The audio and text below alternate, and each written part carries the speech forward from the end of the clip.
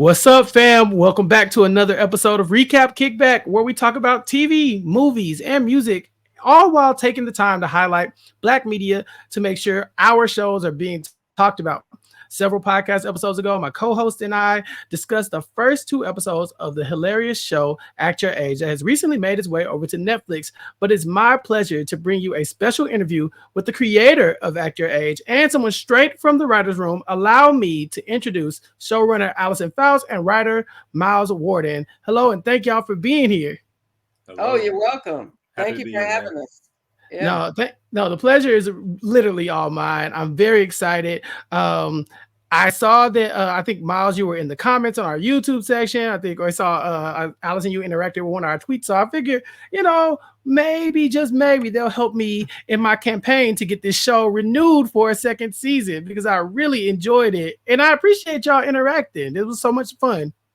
Oh, yeah, of course. You mean I appreciate people who shoot their shot Yeah. and open a dialogue about something that I'm interested in. I think that's the good side of social media. Mm-hmm.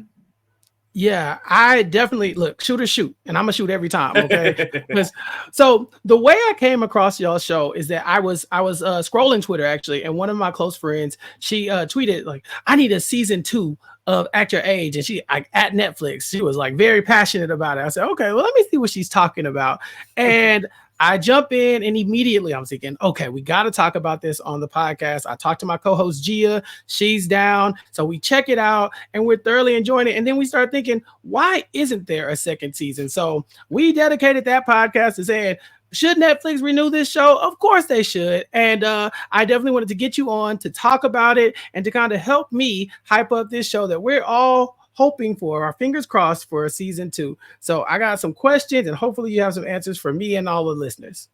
We'll try our best. All right.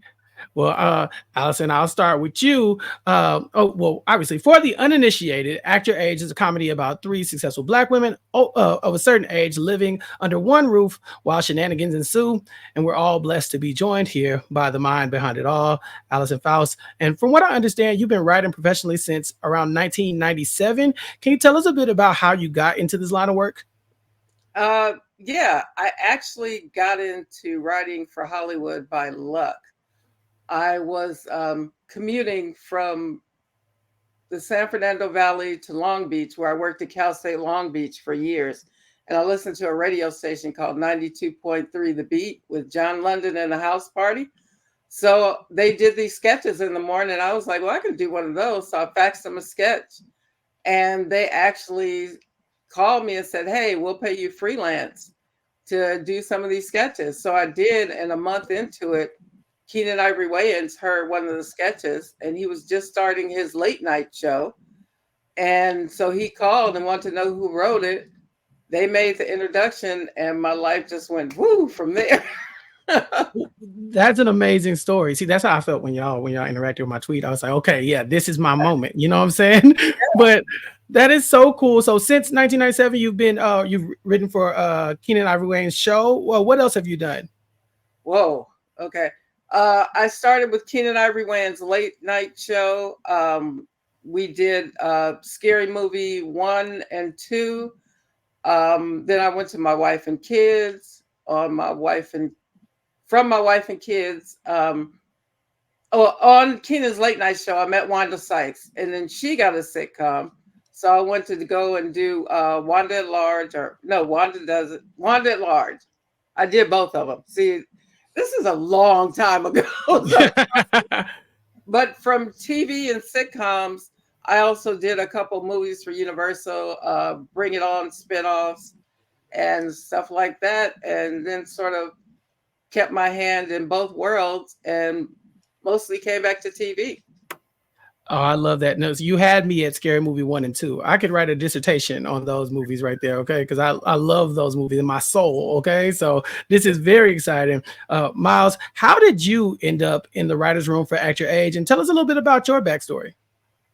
Well, a little bit about my backstory is I came out here to LA about a decade ago on a bit of a whim, a wing and a prayer, so to speak. I lived in Atlanta, Georgia at the time, and I went to this church for the very first time.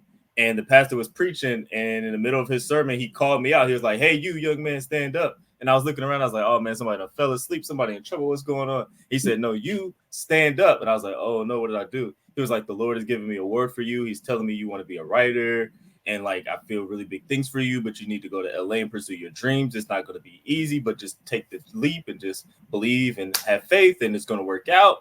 And like I had never met this man a day in my life. Only like one other person even knew that I was like secretly studying on my own, like via YouTube and just reading books, like how to be a writer. But like after I heard that, I was just like, okay, cool. And I just made the jump, came out here. The day I came out here, I met my writing partner on set of future Oscar winner Matthew Cherry's set. At the time, he was just some guy doing a YouTube thing. And we went out there to just be extras, and they paired us up. They were like, "Hey, you two go to the bar and dance. You two grab drinks and come over here." And then we started talking, and we hit it off on our love for sitcoms. And there were so many shows growing up where we could see ourselves in for a long time that had kind of vanished. So we wanted to create things that we would have loved growing up, or create things that we kind of want to see. So we just teamed up. So I teamed up with Capri Sampson, who's been my writing partner for a decade since I've been out here now. And we just hit the ground running. One of our shows we loved was Boy Meets World coming up. So Girl Meets World, the reboot was happening. So I essentially stalked that show. I went to every episode for every taping, just trying to learn. And I became friends with like the cast and the crew. And then I met my buddy, Mark Bluntman, who's like my big brother, father, mentor now. And like the creator of that show wrote a letter of recommendation for us to get into the ABC program. We didn't get in, but it helped boost us to a lot of other people. And then eventually we got some representation with Artists First, which is where Alyson Fouse is represented. So they hooked us up with the meeting once they knew we were sitcom nerds and lovers. So they were like, okay, they linked us up, sent our script. She thought it was good enough to hire us, and here we are. That is an amazing story. I couldn't even imagine leaving church and then telling my folks that I was about to leave because the pastor called me out. I could not even imagine. My mom would have hit me so hard. I probably still would have left though. You can't go against God. Exactly. This is your fault, Mama. You raised me in the church. Yeah, you told me to come here. Look. Yes, she did. So like, hey, you couldn't fight it. Man, that's such a cool story. Alyson, this show really does feel like some of the classic 90s and early 2000s sitcoms that I grew up with. Was this an intentional choice on your part when creating the show and then hiring people like Myles to write for it? Well, no. Well, for one, I hired Myles because he's such a sitcom geek. And he needs so much information, and his partner Capri is great too.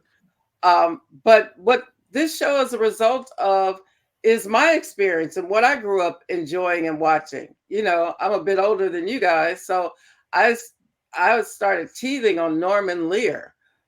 So all of his stuff, even the lesser known shows like Maude and everything, and I admire that strong female voice. And we go back to Mary Tyler Moore and Carol Burnett was on TV when I was a kid. And so to me, that kept going through the 80s, just being a fan of that and developing a rhythm for it. And then when I got the opportunity to start My Wife and Kids, I worked under Don Rio, who was like a legendary showrunner in this business.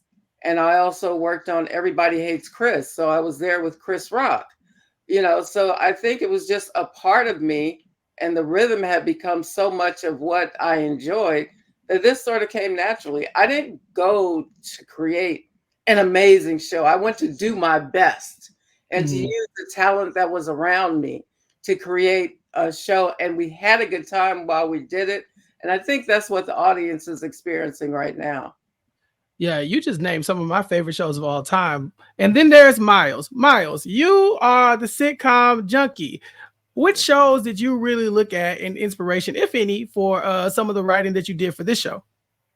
Actually, on the same page, I wasn't born in the same era, but grew up on Nick at Night. So Norman Lear was like my comedy Bible. Honestly, like all of those shows that like taught you so many things and hit on so many heavy topics, but they were so funny you didn't even understand like the lessons you were learning or the messages that were hidden behind them. So that was always me and my partner's thing. So like that was everything for us. But my favorite show of all time and favorite comedian of all time is Lucy from I Love Lucy. So that whole thing. So we try to throw in some of those elements in our episodes. We hit on some Norman Lear heavy topics in like our snip episode. But yeah, those were our goalposts.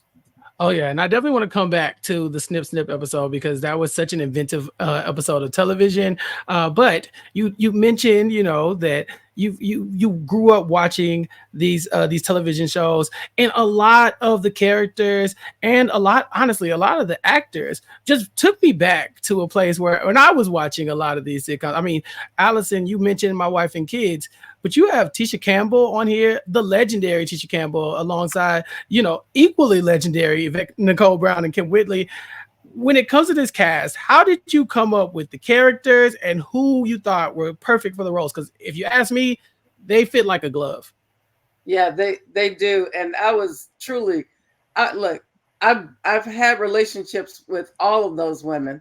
I've known them over time. We've all been in the business, seems like forever. And when Brad Gardner, the producer who told me that Bounce was looking for this show, he talked about Golden Girls, which of course I was a fan of, and Hot in Cleveland. They wanted something along that vein. And so when in my mind, I broke down these three characters, number one, Yvette was my muse for Angela, because I didn't think anybody else could play her what I knew what Yvette could do. Because I'd worked with her before and I was a fan of her work since Community and all that stuff. And then, this Keisha character I developed, which, by the way, each one of those women has been me at some point in my life. So I just divided myself into three people. And when I thought of Keisha, I knew I had to have Tisha. Like, that was my first choice. No shade on any other actor that I know, because I know a lot of great ones, but I knew Tisha Campbell could give me more to Keisha than just what was on the page. And I just knew comedically she's genius. Yeah. And then Kim took some convincing, because in her mind, Bernadette was this role that we'd seen over and over before. There are certain women, like, that's what she does. Let her do that. And I wanted something different. And the joy of what Kim brought me was great vulnerability to Bernadette. So, she had her doubts about playing the role, and that sort of came through, and she did a wonderful job. But her vulnerability made it feel like people in the audience could go, hey, I relate to her. Like, I could be Bernadette. I could be that successful. Because Kim was doing it. She was a single mother raising a son and working her butt off. So it just, it fell into place. And I'm so grateful that was the cast I ended up with. No, that's amazing. Myles, what was it like writing for the legends that we just mentioned? I assume you grew up with them on your TV screen as I did. So that had to be a culture shock. I was a kid in the candy store, as Alyson knows. Martin is definitely one of my favorite shows of all time. I love Yvette from everything. Saw her first on Drake and Josh to Community and everything, Big Shot, all of those things. I love Kim on Young and Hungry and everything she's done. So, like, I was literally like a kid in the candy store on set, just geeked and happy to be around and pitching jokes and hearing them accept the jokes and pitch versions back. And it was an amazing time, man. It was really fun watching Myles, because as every person got cast, he got more and more excited. Yeah. He just freaked out. And then we had a table read, and he was like a kid, just like, they're really here. And then we get on set, and he pitched me a joke, and I was like, yeah, that's funny. Go pitch it to him. You want? And I was like, I'm about to say, I could never. You want me to go tell Tisha Campbell how to? Okay. Then everybody was so receptive to everything, and there was just so much love and joy. So little old me would go up there, pitch a joke to all of them, and like I said, they would take it and twist it and make it even bigger than I ever imagined, and it was just the biggest pleasure. Yeah.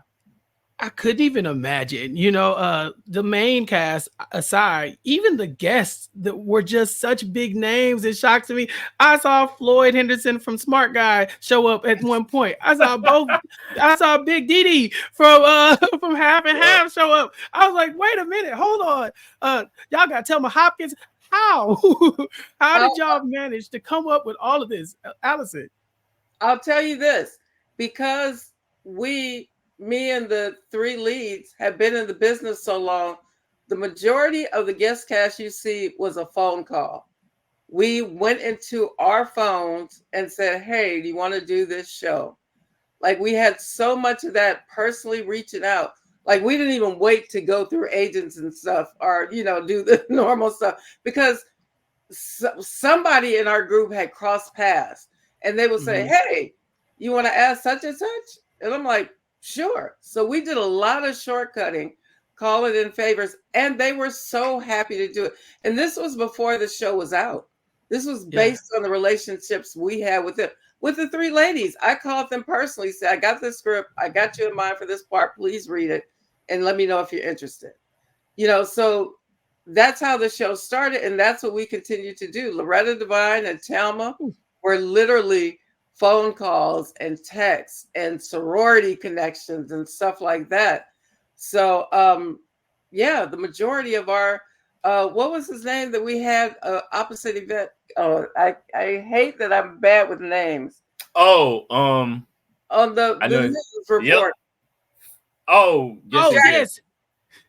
Phil Morris. I was like, I think I still have Phil's number. And I text him and he said yes right away. God bless him, because he was perfect for that part. He was the only person I could see playing that part. So it was literally a lot of boots on the ground kind of work, getting our cast together. Yeah, my mouth is on the floor right now. Myles, your mouth is on the floor. Yeah, I gotta ask you, what was the coolest moment you had meeting these people? So this is I'll give you the nerdiest moment, because they were all the coolest moments for me. Like, I was insanely just free. Like, we were literally in the writer's room saying like the biggest names that we could think of, people who we all loved, and like somehow we would get them almost every time. Like, it was insane. But I remember my nerdiest moment was, I grew up on Family Matters. Black kid with glasses, grew up being Urkel. So Family Matters was life. So Thelma and I rewatched one half and half during the pandemic, and that helped me get through that. So like, seeing Thelma on set, I literally like reverted back to like childhood me, and like, instead of being like, oh, that was a great take, you were doing a great job, I'm so happy to have you on set, I went up to her and said, I love you. I was like, wait, no, I'm not supposed to say that. You at work. What are you doing? And I was like, oh, I love your work. I love you. She was like, oh, you're so sweet. And she was just so happy and receptive, and like gave me a big old hug. So like, everybody was so amazing, man. So amazing. I couldn't even imagine. That's like meeting your auntie from a long time ago. Yeah, like, you don't know that's why I went up to her like that. Like, yeah. We family, right? I love you, auntie. Like, oh wait, my bad. That's not professional. I'm sorry. He said, we family. Family matters. Right, exactly. Oh man, that's incredible. My head was spinning when I saw Loretta Devine come on screen. Alyson, that obviously, I don't think you can't even just like dream of that type of person just signing onto your show and on a whim. Man, how did you manage to just cultivate all these good relationships over the years that brought you to this point? What's funny is I was like Myles when it came to Loretta, because I was such a fan of her. I've crossed paths a couple of times, but I didn't really know her. She's a sorority sister of Yvette Nicole Brown. And of course, Tisha and Kim have known her. So when her name came up, Yvette immediately hit her. I think somebody else made a phone call and she said, yeah, And then when she got there, I felt the same way, like, thank you, I love you. It's just, so, and she was so cool and so down to play. And just, I feel like there are so many actors like that I want to have on the show, just to bring back, not just for nostalgia, but because they deserve to be celebrated. And we wouldn't be here without them. These three women had never been a lead in a show before. And this was the first time we got to bring them to the forefront. So, and in doing that, we wanted to celebrate others, who want to shine or deserve to shine. You talked about oh, there my brain goes. As soon as I go to say it, and it drops right out of my head. Aunt Didi, or what did you guys call her? Oh, I said Big Didi from Half and Half. Valerie Pettiford. Pettiford. I have known her for so long, and she was another one that I texted, and she said absolutely. and so happens to be, she's in town because she traveled a lot. And it was like, there are just so many, especially women, funny and talented women, which is crazy. Valerie never thinks she's funny, but she's hilarious. And she just doesn't think she's funny. And I'm like, well, okay, whatever it takes. And I just celebrate and want to bring on the show. Oh no, that's amazing. Could you do me a favor and text Yvette Nicole Brown for me and just tell her I said hi? I just need to get that out of my system. Well, go ahead, just like, hey, this guy, you don't know him. You don't have to listen. Just tell him he said hi. It's enough for me. But okay, so to the show, I have to ask, how did we end up making the jump from Bounce TV over to Netflix? Because prior to it being on Netflix, when I got to the show, it was in the top 5 on Netflix. So I was really trying to figure out how I missed it and how it ended up at this point, Alyson. Well, I'm happy to say that we actually reached the top 4. So yeah, it was a little known show, like you said, that stayed in the top 10 for 9 days. It premiered in the top number 4. And we were actually produced and developed for Bounce Network. We got a good 16 episodes in before the strike happened. And then towards the end of the strike, I got the phone call that they wouldn't be continuing with the show, which honestly, I still don't really know why. It sort of started to piece together later. I knew that they were moving towards news and sports. And then even found out later than that they were selling Bounce. But I still didn't really understand why we had been such a success, highest ratings they'd ever had. We were number 3 news show after Lopez and Night Court that year. So, it happened. They did say that they had licensed the show to Netflix, though, so it would be re-airing on Netflix, which has been fantastic because it's a brand new audience. So many people didn't know we existed because they didn't have Bounce, couldn't find Bounce. And when they found us, it was like a brand new launch. So I was grateful for that. Now I'd be even more grateful if we could find a home to do more episodes. Season 2, we're working on it. We're working on it. Myles, what was it like witnessing the show get a new life on Netflix streaming service? Because I'm assuming that it kind of, from Bounce, it would kind of die down from there. But then this explosion into the top 4, this had to be pretty jarring for y'all. It's been so much. It's been such a big joy to see like all of the fans sharing their love. Like you said, tagging Netflix, asking for a season 2. So excited to see their faves. As excited as we were on set to see their faves on screen again. It's just been like I've been overwhelmed with the amount of positivity and love that the show has gotten. It's been great. Yeah, everybody who I've talked to has said the same exact thing. Like, why are more people talking about this show? How come I just finding out about it? How can we get it to season 2? And so we've been encouraging everybody to just keep sharing, talking about the show, keep retweeting and reposting all the stuff, keep podcasting about it, just to keep everybody, abreast that this show doesn't have a season 2 yet, and that there was so much good in season 1 that we gotta have a season 2. Because I have some bones to pick with y'all about some of these storylines already. Yeah, go ahead. I take my TV characters very seriously. All right, so let's just go ahead and jump out there. Who is responsible? Who is responsible for this Jacob and Olivia nonsense? Because I am so mad about this finale. I need to know. Now I know. Look. We probably don't want to show your hand for season 2.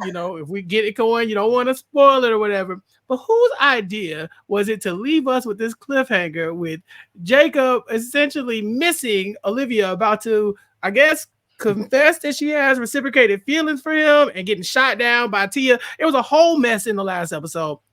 Who did it? Which one of y'all? Did it?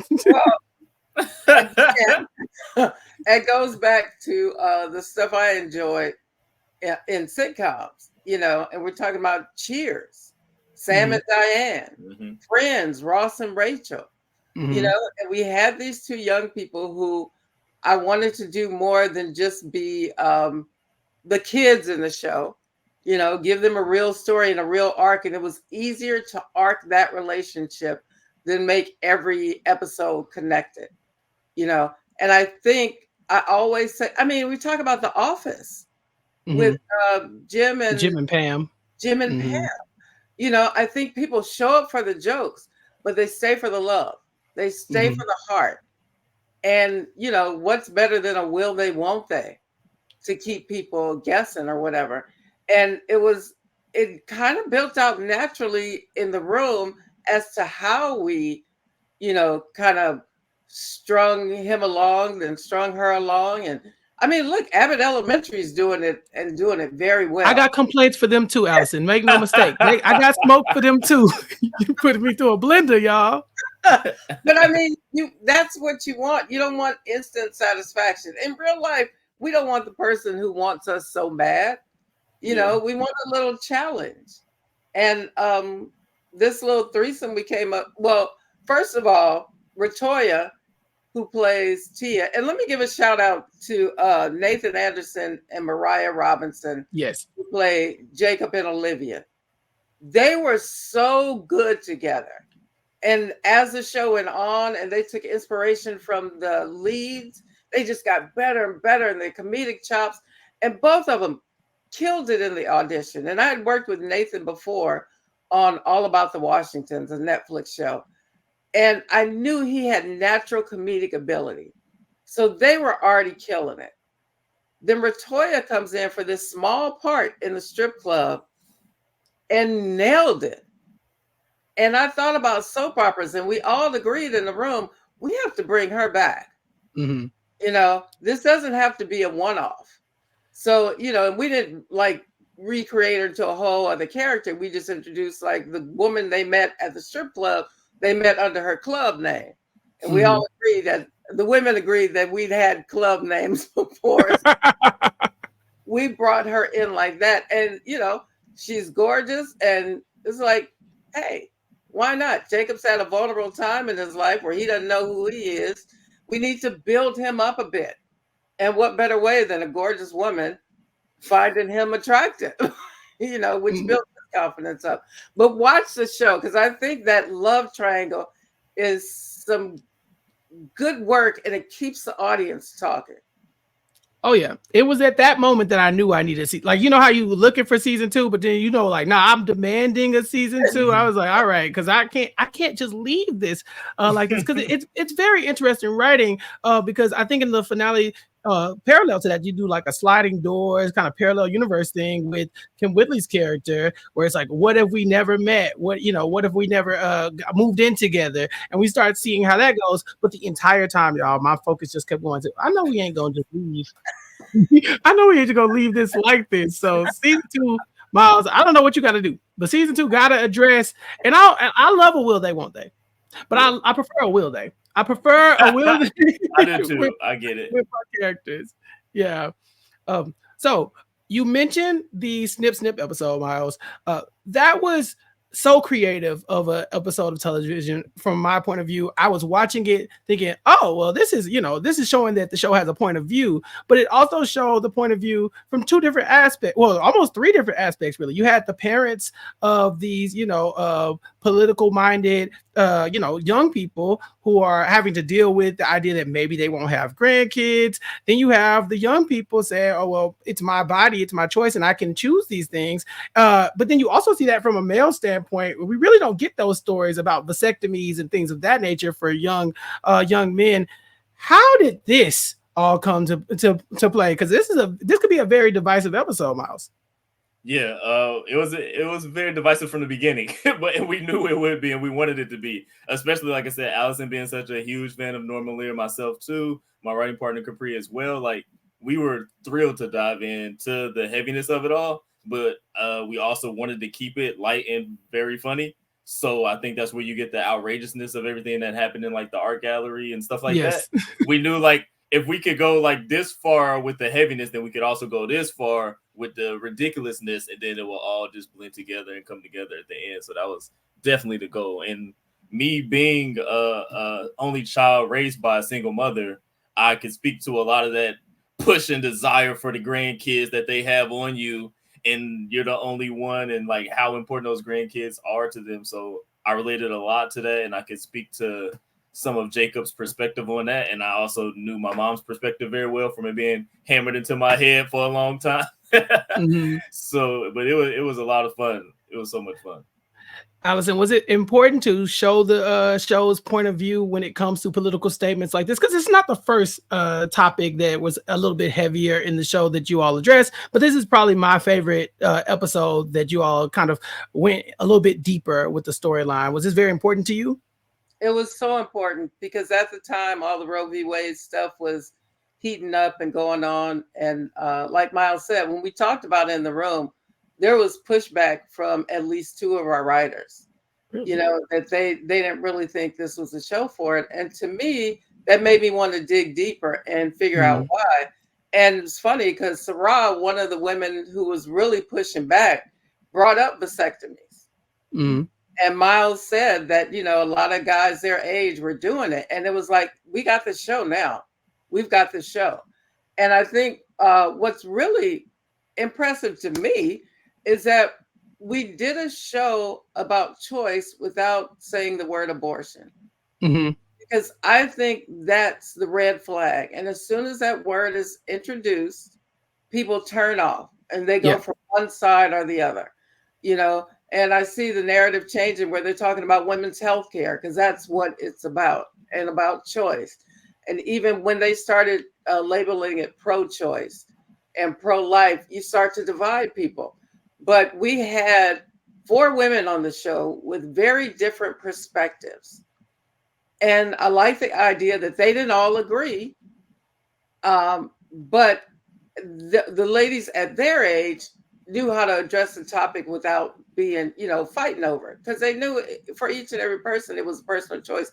But the thing between Jacob and Bernadette, I thought was so unique and such a great way to talk about it. Because these women, these young men are being more active in these decisions. And we did the research.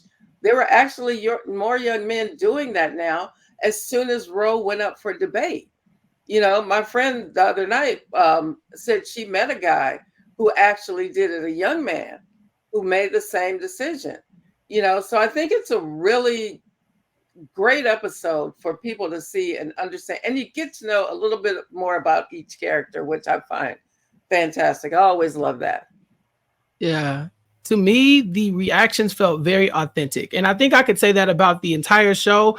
I like, Black people are not a monolith, but a lot of this show was very, very Black and my type of Black. You know what I'm saying? Everybody got their own Black, but this was my type of Black. The writing, Myles, you can tell that the Black woman influence on you and on the writers and in the show was just so heavy in there, because the way Bernie reacts to Jacob in the vasectomy, my mama would have done the exact same thing. Mama, she would have hit me, you know, but she would just not have been able to level with me about that conversation. But some of the other writing as well. We had a spades tournament on television, y'all. I said, now, Myles, y'all brought me a spades tournament to Netflix. I will never be unappreciative for a spades tournament. That was so much fun. Speaking of Sarah, she had a big hand in that. We love some cards. We love to get a little gamble in on so that was spades is such a huge part of the Black community. So for us to not really have like a quintessential spades episode, like you see a lot of game night episodes on different sitcoms, like those were always like my favorite episodes. So what are we gonna do for like a Black game night? It's got to be spades. Like, is it gonna be Uno or spades? And you got to pay for Uno, so it's gonna be spades. Look, I grew up watching those sitcoms too, and they would do bridge night and stuff like that. And I was like, I don't know no Black people who play bridge. I'm sure they out there, but I don't know them. But every Black family function I've ever been to, you got spades or dominoes to some extent. So, and it's so divisive. So we were like, okay, what can we get into that's like so divisive, and like the couples are already split and people already have their issues. So it's the perfect thing to like throw into the fire and see what happens, because everybody is already heated up with the spades element involved. So it was great. Yeah, Alyson, even some of the one-liners in the show just really felt so authentic. It just hit so close to home with me. I think Loretta Devine at one point says, "Nothing slick to a can of oil," and I flinched because I could hear my grandma saying that to me, specifically to me about me. Like, hey, cut it out. I see you.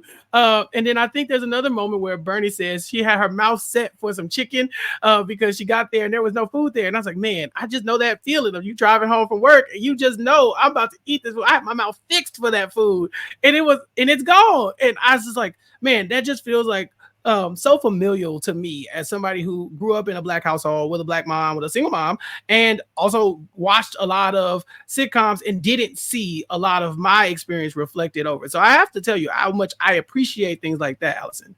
Oh, you're welcome. That's the benefit of being able to write for us, because there's a shorthand. I've been on other shows and I've loved those other shows too. And sometimes you write something that needs to be explained. I didn't need to do that with these women. It was like we were talking to each other. And I wanted the audience to feel that. There was very little in our scripts that they didn't get, hardly ever. Yeah, I can think one time I had to go down the set because they didn't get the character, how the character got from one place to another. But other than that, it was always, they could do cold reads at the table read and it still be funny because they related to the material. Mm-hmm. So I think we benefited from, number one, those women knowing each other for over 30 years, and that it was us writing for them. Yeah, a lot of that was the makeup in the room that Alyson put together. She put together a phenomenal writing staff, and it was almost entirely made of Black women. So Black women writing for Black women, which you don't usually get. I'm sure Alyson has been on rooms where it's Black faces on the screen, but it's white men behind it. So there's a little bit of a disconnect, and you don't get to get those nuances in or those little one-liners in that you like. But because the writing staff was almost entirely made of Black women, I was the only man in the room besides my buddy Khalil. So like the voices were authentic. So that's why it feels authentic to you as the audience when it comes across. Oh, and yeah. Then I hired funny people too, so we had funny writers in the room, and they were willing to bring their stories and their voice to the show. So it was great. Yeah, I can imagine. I just feel like you hand Tisha Campbell something like that, and you just know she's going to take it and run with it. So there's not really much you have to do, especially because they all have that lived experience about being a Black woman and now a Black woman of a certain age. I've seen a lot of comparisons of this show too, like Golden Girls and even in Living Single as well, where it just really explores the familial and like friendship relationship between these women in a lot of ways that you don't really get in a lot of like Black women sitcoms. I mean, even we saw some of the more successful ones really turn to drama a little bit and to the point where it doesn't really come back. I'm thinking of like maybe like Girlfriends even, where it's like it's a sitcom, but then it gets so heavy. There's so much fighting where it just doesn't have that same heart that a show like this does, when they can all come back together and be supportive for, with each other. And also, it's good to see some successful Black women on television too. All these women are loaded. They rich. So, Alyson, which stage of richness, which stage of wealth did you decide to get these characters from? Now, I really appreciate you saying that you got a lot of those characters from your lived experience. Can you talk a little bit about that? Yeah, I'm not rich, so don't ever knock on my door. But I just think at a certain age in life, when you are a woman with goals, by this time they have achieved something. Mm-hmm. And Bernadette's character was based off of a friend who had a unique job as a real estate developer that I had never heard of before. And she had some amazing stories. She actually helped built the SoFi Stadium and stuff like that. And I thought, why not? Why can't we have those kind of jobs? And I had in my past worked for a construction agency, and I was like, real estate has been sort of done to death. Put a woman at her peak where she's done all of that and is successful at it, which she deserves, which also explains why she's not married. She was busy raising her son and working. So that kind of got pushed aside. And then Angela, although it comes off as she's just the widow of a successful man, she's also a lawyer, you know. So with him gone, now it's her time to, we'll see. Season 2, we'll see. Yes. But Ooh, we know that yes. she's capable, you know, and she's, if you look at the daughter she's raised, you know what kind of voice she's had. And then Keisha is an artist. And you think about the woman in these shows who've been married over and over, just, you think of them just being I can't even think of a nice word to say it. But I feel like her as an artist, she's full of love. And she explores that love wherever it takes her. So that explains why she's had 2 marriages. And the second one was a real successful one because she cleaned up in the divorce.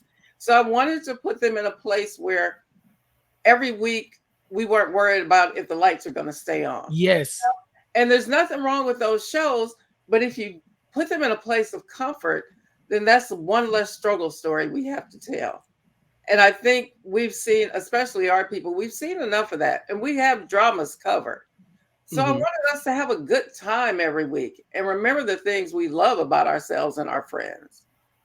No, I totally agree. I love when money comes up and it's like a throwaway issue. I think in one of the episodes they were going to get a fine or something like that, and Keisha says, "I'll pay it. I got money. Leave me alone." I think she threw the woman's laptop out the window or something. And was like, "I got it." And I was like, "Yeah, that's what I want to see." They're not bothered by these smaller issues that are large issues in other people's lives, so we can really focus on some of the cooler moments that they have, knowing that they have this wealth. I mean, we see them take a trip to the Bahamas. Like, there's a lot going on for these people, but I have to ask, because you touched on it a little bit, but I need Angela to come from this. I need her to step out from under this, like, I'm a widow, I'm successful, but people aren't seeing her for the success she is because she's in the shadow of her late husband, Davis.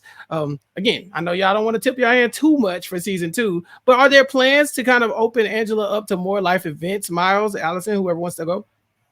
Oh, I'm sorry, Myles. Did you?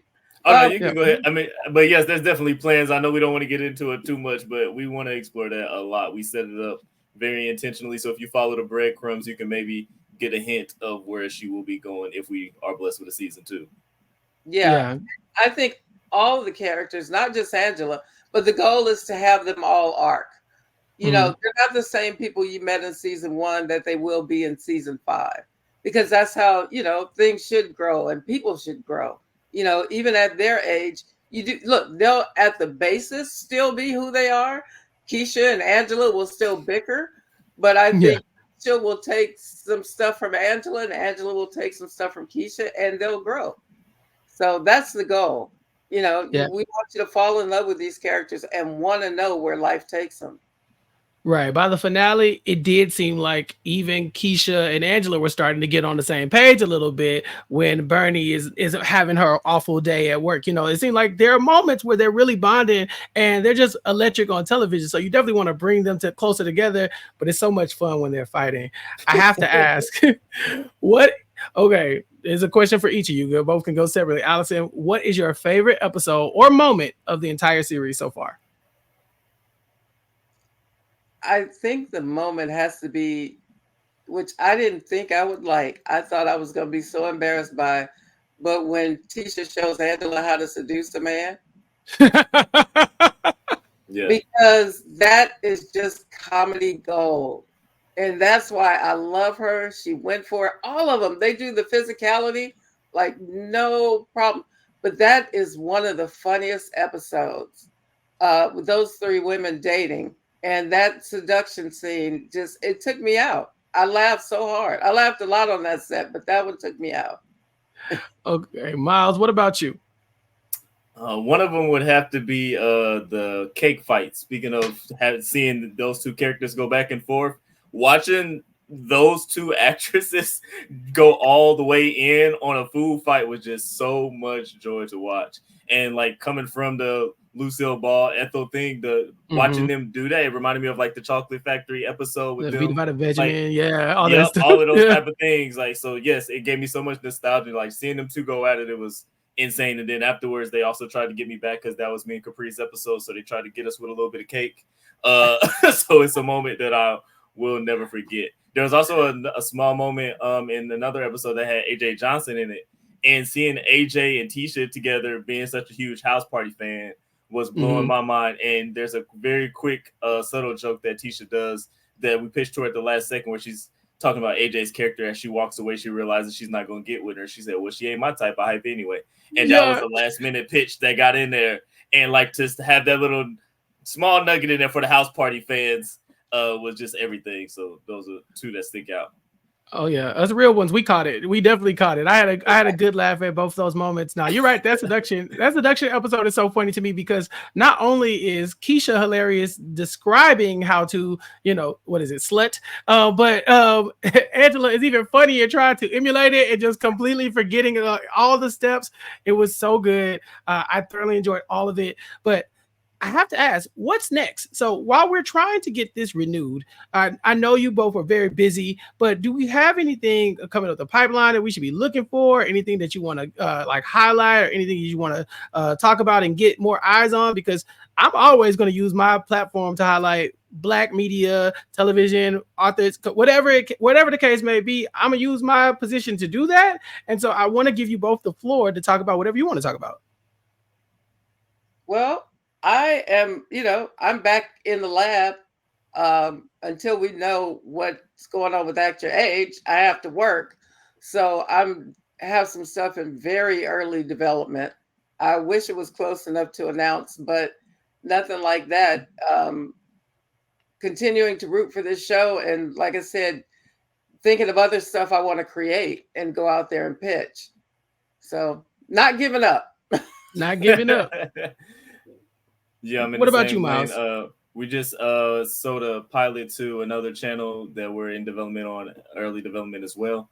But right now, I just want to focus all the eyes and energy that we can get on Act Your Age, because man, we want to be back in that room and back in those sets with those, back on stage with those sets and those characters, just having a ball, man. We miss everybody so much, so we need everybody to keep writing, keep watching, keep tweeting, keep making your podcast, do whatever you need to do, tag Netflix, request the show, do all of those things, man. We really want to be back. Oh yeah, and listen, we all want you back for sure. I know you've seen the outpouring of love that you've gotten on social media. I know I'm one of them, So in our Facebook group, we had people talking about how they didn't know about the show, but they saw the podcast, they went and checked it out, and now they're hooked. And so I've been telling everybody to go ahead and watch the show, share it, all that good stuff, but also to keep talking about it and to, at Netflix if you got to, and tell them that you want more of Act Your Age, because we are waiting on season 2. We're waiting on pins and needles, and we're really hoping that you don't let me down and drag this Jacob and Olivia thing out too long, okay? Because I will hold a grudge. And I will say, at Netflix, at CBS, at anybody, whoever wants us, ABC, it's a great show. We knew that when we did it for Bounce, and we were happy with it. We were really overjoyed about what we did with a small budget, but it was confirmed when it went to Netflix that people more than us really enjoyed the show. So I would love to continue to do that. And until then, I'm just going to keep writing for, women, Black women, everybody. I just want to put comedy out there, make people feel good. Those half hours when I was sitting at home as a kid eating a TV dinner that made me laugh, and even later, that I love the sitcom because for just 22 minutes, you forgot about the rest of the world, so that's the kind of joy that I like putting out there. Well said. Before we go, could you let everybody know where they can follow you on social media? If you're into that kind of thing, if you want followers or whatever, this is the perfect time to do your plugs, Alyson. I'm at Alyson Fouse. Where's the little thing? At Alyson Fouse on everything. It's my name, whatever. I'm a little more complicated. I'm at Really Mighty, ReallyMighty on all the things as well. Yes. And hopefully we will hear more from y'all soon. I know we're very excited. I know our listeners will be very happy to have this podcast dropping in their feed. So thank you both for joining me here on Recap Kickback. Our goal, of course, is to continue highlighting shows that are made by us, starring us, written by us, heavily featuring us, because representation does matter. And if we aren't willing to support our shining stars, nobody will. So thank you all again. Thank you. Appreciate it. All right. No problem. And thank you all for listening to Recap Kickback. And be sure to hit that subscribe button to support the podcast. Until next time, you ain't got to go home, but you know the rest. Peace.